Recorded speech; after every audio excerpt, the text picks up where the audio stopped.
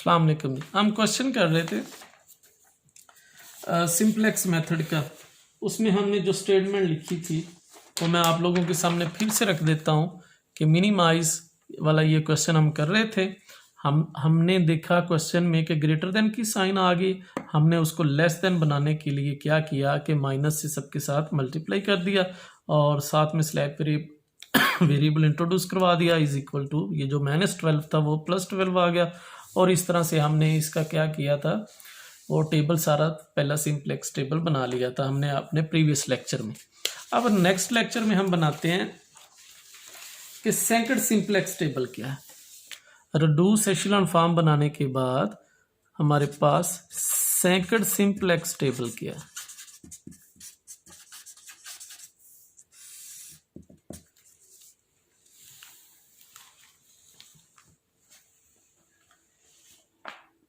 अब second simplex table जो है उसी पैटर्न से जैसे हम लिखते आए हैं वैसे ही लिखेंगे। यहाँ पे हम कर देंगे CB, यहाँ पे हम कर देंगे 2 हिस्सों में डिवाइड CJ और ये आ जाएगा Z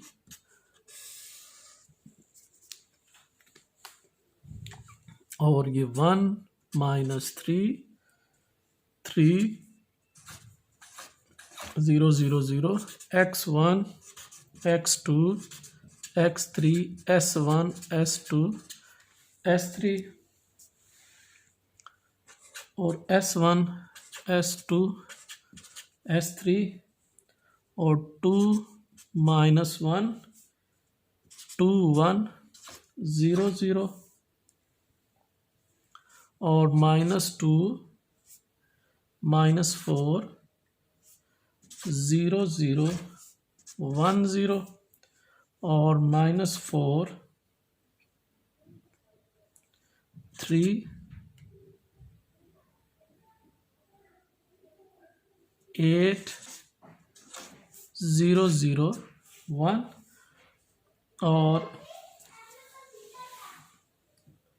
ये फर्स्ट सिंपलेक्स मेथड में जब ये फर्स्ट सिंपलेक्स मेथड है, सॉरी ये हमारे पास था फर्स्ट सिंपलेक्स मेथड टेबल था जो हमने वो करवाया और इसके हम कोफिशिएंट्स सब के 0 0 रखे थे हमने। फिर हमने CJ -ZJ वाला मामला किया और उसमें हमने मोस्ट जो है वो नेगेटिव देखा और वहां से हमने देखा कि की कॉलम बन गया, की रो बन गया। तो जब हम after reducing into echelon form, after converting the matrix into reduced echelon form,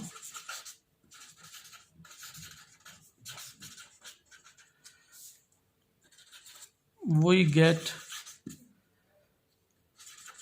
the second simplex table। तो फिर हम वो सेकंड सिंपलेक्स टेबल हम अक्स करें। वो हमारे पास सेकंड सिंपलेक्स टेबल क्या है, वो अब हमारे पास ये रहा second simplex table. Second simplex table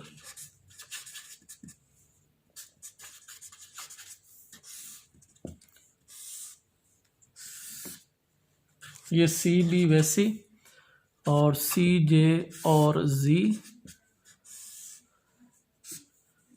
और ये हमारे पास आ जाएगा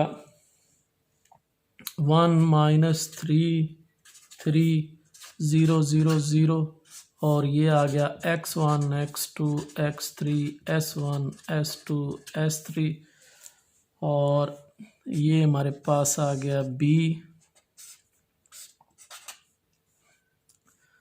और ये फिर हमारे पास थीटा आ जाएगा B/KC।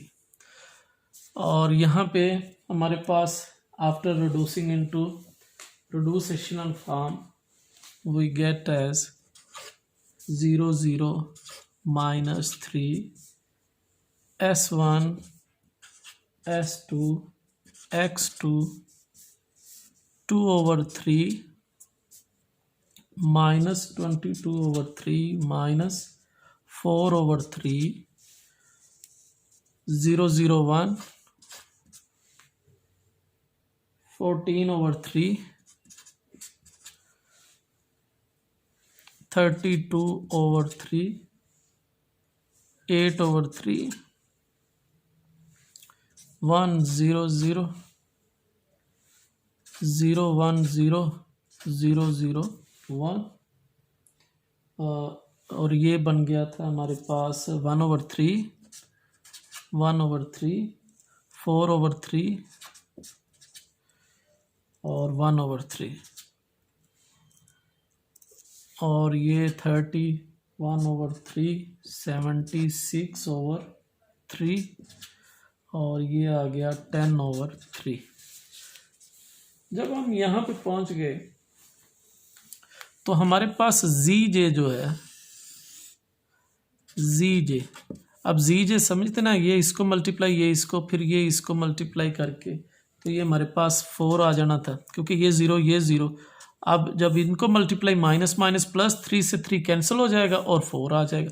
इसी तरह से जब सबको आप मल्टीप्लाई कर लेंगे तो ये हमारे पास -3, ये -8, ये 0, 0, -1, और जब CJ माइनस ZJ करेंगे तो ये हमारे पास -3 आ गया, ये 0 आ गया, 11 आ गया, 0, 0, 1 आ गया।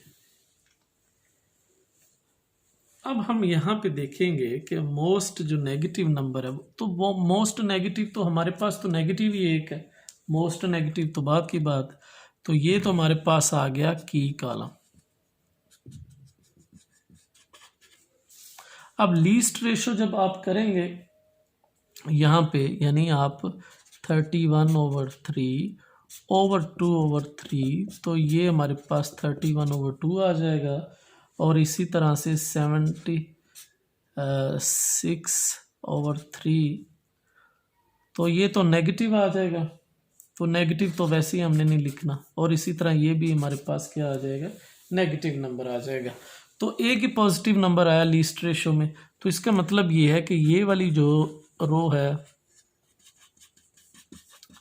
ये हमारे पास की रो है और ये की कॉलम है। तो इंटरसेक्शन उनकी कहाँ पे हुई है, यहाँ पे हुई है। तो आपका फिर लीडिंग एलिमेंट 2/3 है।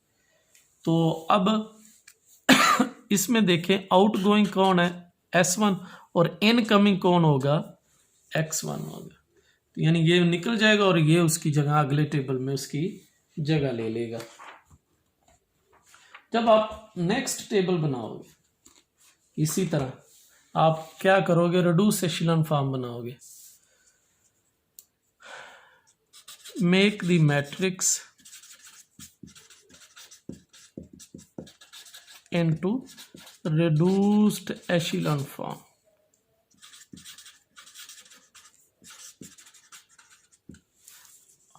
और उससे पहले आपने लिख लेना है कि हमारे पास जो लीडिंग एलिमेंट है वो हमारे पास 2/3 है। आउटगोइंग वेरिएबल जो है वो S1 है, और इनकमिंग वेरिएबल जो है वो X1 है। तो अब जब नेक्स्ट टेबल बनाएंगे हम, थर्ड सिंप्लेक्स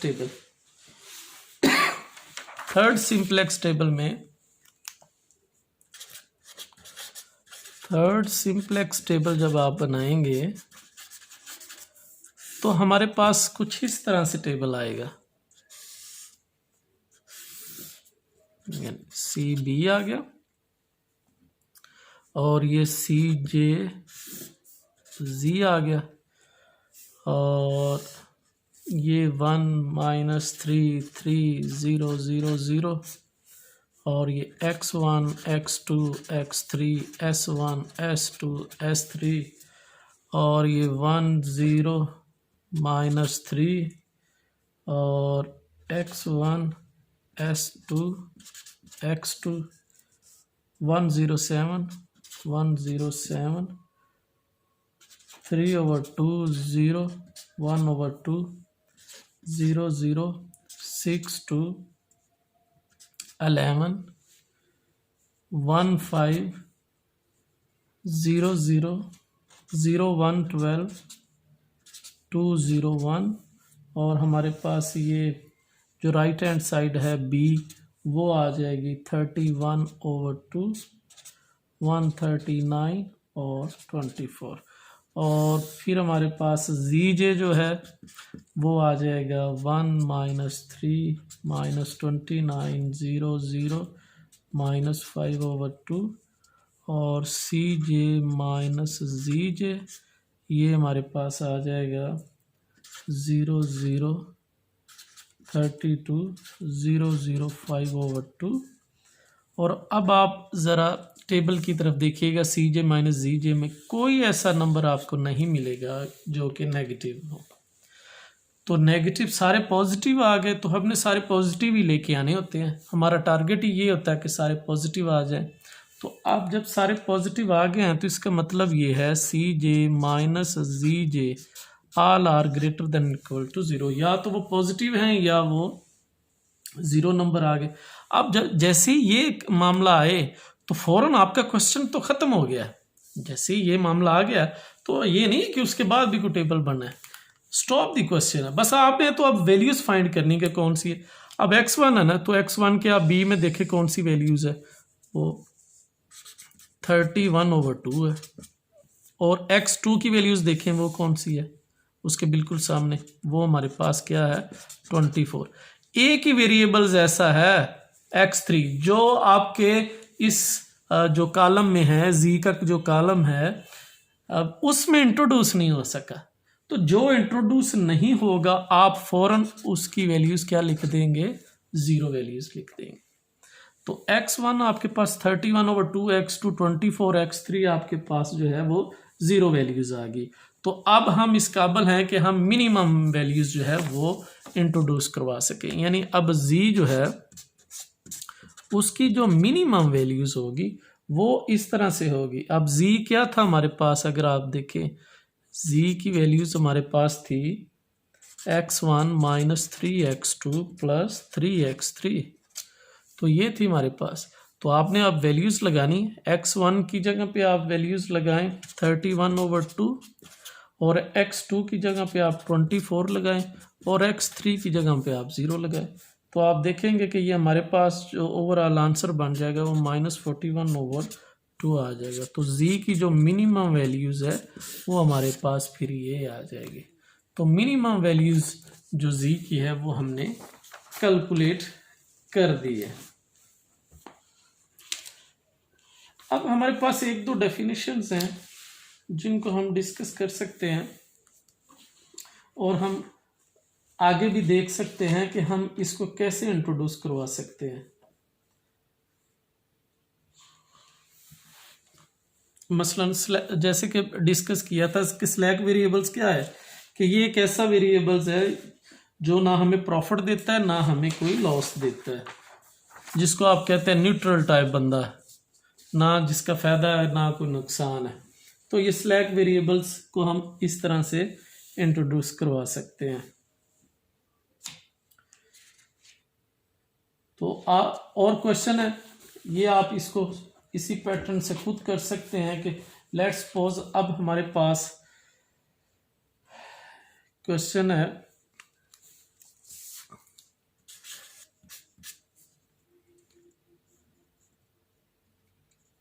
कि solve the linear programming problem using simplex method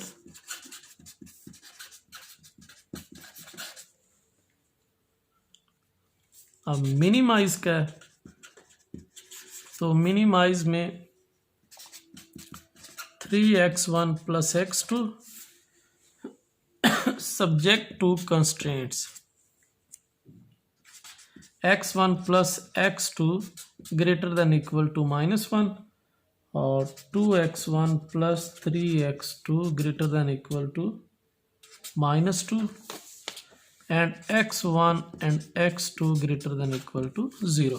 तो हमारे पास दो कंस्ट्रेंट्स हैं। ये तो बेसिक बताया हुआ है ना कि ये दोनों वेरिएबल्स के जो आंसर आएंगे वो ग्रेटर देन और इक्वल टू 0 आएंगे।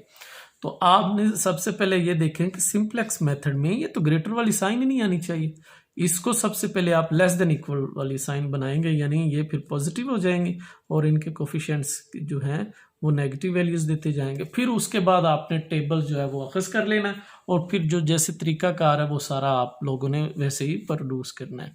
तो ये क्वेश्चन को आप ट्राई कीजिएगा, कोई भी मसला हो, कोई भी आपका कोई हो तो आप हमें ज़रूर बताइएगा।